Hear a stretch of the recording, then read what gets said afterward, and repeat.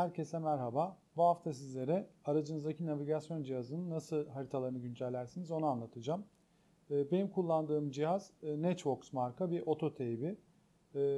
Teyp üzerinde herhangi bir internet bağlantısı olmadığından haritaları indirmek için şöyle bir SD karttaki bilgilere ihtiyaç duyuyor. Bu SD kartı teybinizden söktükten sonra gelip bilgisayarınıza kart okuyucu varsa oradan ya da şöyle bir adaptör yardımıyla USB'den kendiniz takıp güncelleyebiliyorsunuz.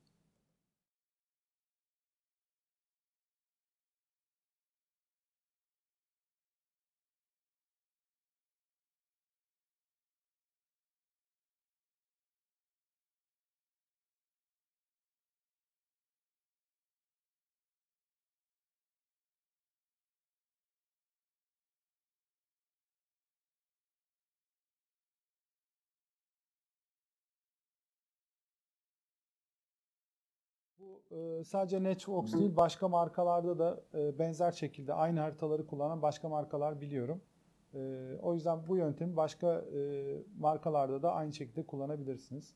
Bakın USB taktığım zaman içindeki dosyaları gördü. Bu dosyaları çok kurcalamanızı önermiyorum. Yanlışlıkla silerseniz teybiniz çalışmayabilir. Yani navigasyon cihazı çalışmayabilir. Kapattım. Arka planda Navi Extras isimli bir uygulama kullanıyor. Şöyle internete girip Navi Extras yazarsanız Google'da size ilgili sayfayı getirecektir. İlk bulduğu naviextras.com, bakın burada teknik destek, login sayfası vesaire özellikler var. Ben ana sayfaya gidiyorum.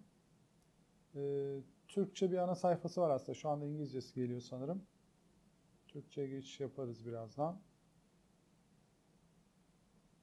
Burada size nasıl güncelleyeceğini söylüyor zaten. Türkçe sayfası geldi.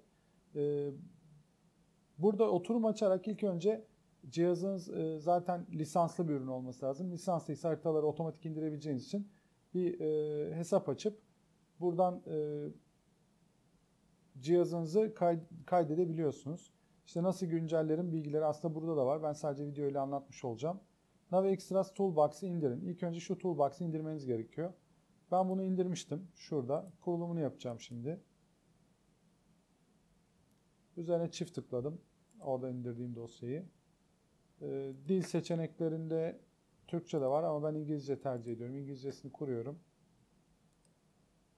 Genellikle İngilizceler biraz daha sorunsuz çalıştığı için İngilizce tercih ediyorum açıkçası. Siz tabii ki Türkçe de kullanabilirsiniz. Kurulum adımları başladı. Hızlıca bitti. Şu anda Toolbox'ı açmak istiyorum diyor. Bu SD karttaki cihaz bilgilerini okuyan ve internetten haritaları bulup indiren yazılım bu. Şu anda arka planda açılıyor.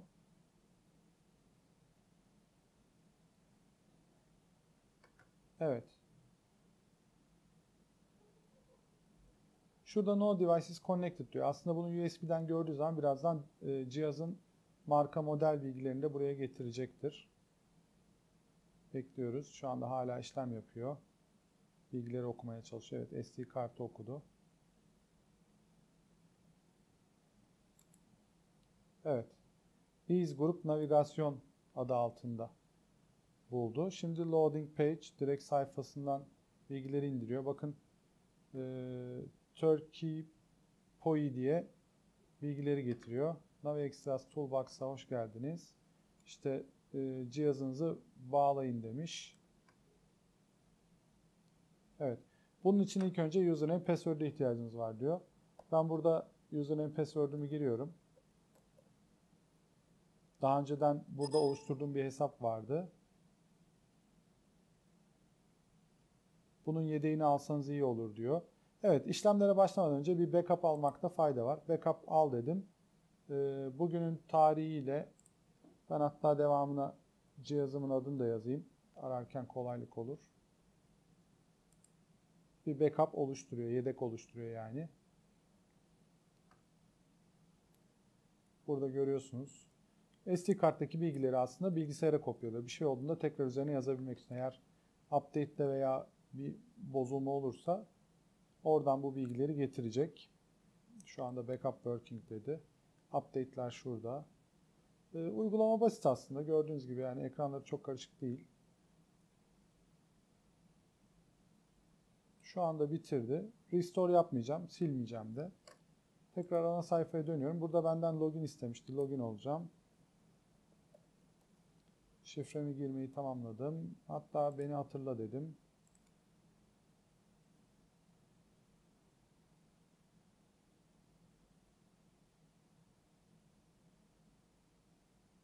Arka planda bu hizmete login oluyor.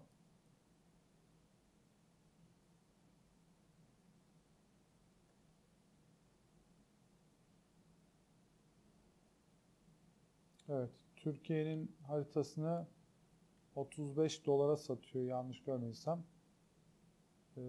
Umarım bu şekilde değildir. Available contents. Free map update. Evet.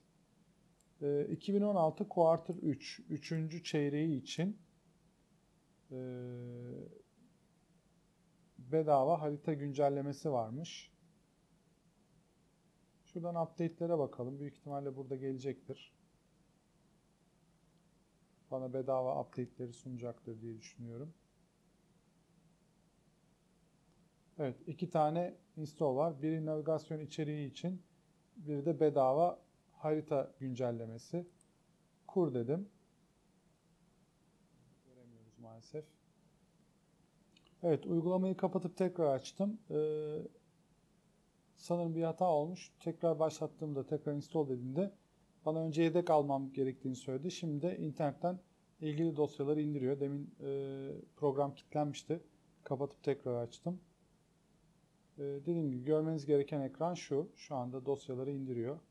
36 MB kadar işte Türkiye ile ilgili bir takım haritalar ve ek bilgiler.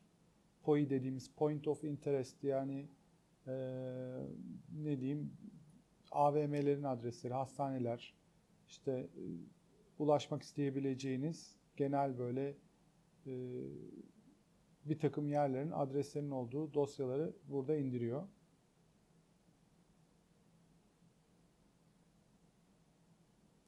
%6'da şu anda. Bu işlem devam ederken USB'nizi tabii çıkarmamanız gerekiyor. Gerçi şu anda dosyalar oraya yazmıyor. Sadece indiriyor tahmin ediyorum ama yine de dokunmamakta fayda var. Şurada Show Details var. İsterseniz tıklayalım. Neler getirmiş gösterir. İşte aşağıda sürekli yaptığı işlemleri söylüyor.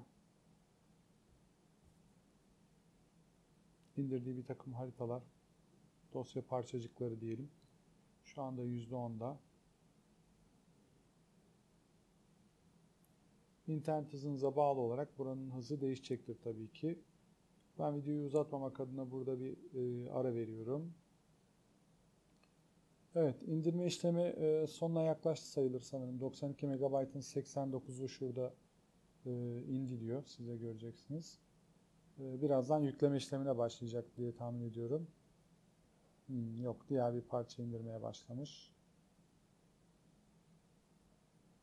Evet, dosyaları USB'ye yazmaya başladı. %50'den sonra hemen hemen direkt dosyalar artık USB'deki micro SD karta yazıyor. Şu anda kurulumu bitirdi. Artık yeni haritalarla SD kartınız kullanıma hazır. Bunu güvenli bir şekilde bilgisayarınızdan ayırdıktan sonra cihazınıza takıp çalıştırabilirsiniz. Bakın burada yeni indirdiği dosyaların detayını da gösteriyor, söylüyor. Türkiye'de tabii maalesef yollar ve rotalar, trafik akışları çok fazla hızlı değiştiği için bu navigasyon cihazlarının bir takım verilerine çok güven olmuyor. Ama yine de en güncel haritaları kullanırsanız olacak en güvenli hali budur. En güvenilir diyelim. Şimdi çıkıyorum. OK dedim güncellemeden. Evet, cihazınız şu anda güncel dedi. Ana ekrana geldiğimde işte cihazımla ilgili bilgileri buradan görebiliyorum. Evet, genel olarak uygulama bu şekilde. Update'inizi bu şekilde yapabilirsiniz. Bundan sonra uygulamadan çıkıp dediğim gibi bu SD kartı teybinize taktığınızda veya navigasyon cihazınıza taktığınızda yeni haritalarla kullanıyor olacaksınız. Hepinize güvenli ve keyifli sürüşler dilerim.